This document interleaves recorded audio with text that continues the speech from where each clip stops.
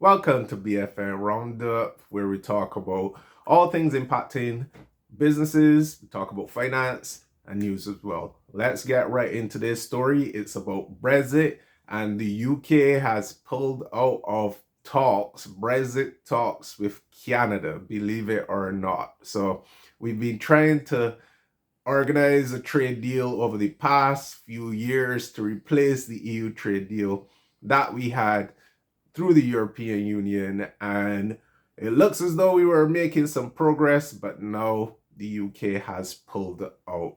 And we don't know how long it will be before talks resume, before we could finally sign on the dotted line and earn that Brexit dividend, as people regularly talk about. So let's get into it a bit and let's see what's happening with this story.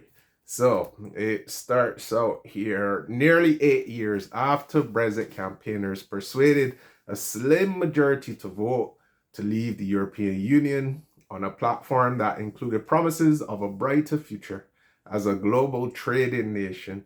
The UK government has walked away from talks to replace its legacy EU trade deal with Canada over disputes involving beef, cars, and cheese. So one of the key things for Canada, we have beef first, and beef is something that, well, in North America, period, a lot of hormones are injected to the beef. And what Canada is trying to do is trying to push the UK to bring down that control that the UK has of importing beef that has hormones, bring that down a bit to allow Canadian beef into the UK. And the UK doesn't want to accept this. This is not accepted by the European Union at the moment, and the UK wants to stick with that position. And that's one of the reasons cited as why the UK has pulled out of this trade deal. So the other two things, among many other things, two highlights, cars and cheese. So we've been trading under EU rules up until I think it was December. We've continued the EU-Canada trade deal, but now that's about to expire, and we're trying to see what sort of new deal we can ink out with Canada. Now, from a Canadian position, they're saying that in the UK has worse trading conditions versus the EU as a bloc.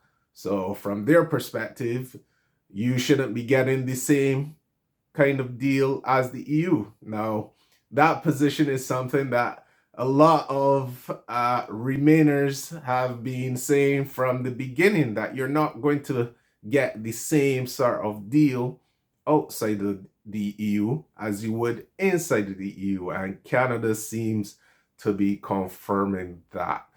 So who knows what's going to come of this Canadian deal? We don't know. I suspect at some point the UK will go back to Canada to resume discussions, since it was the UK who pulled out. But they're saying that unless Canada changes its position, they won't change their position either. But this is what negotiation is all about. So we'll have to wait and see.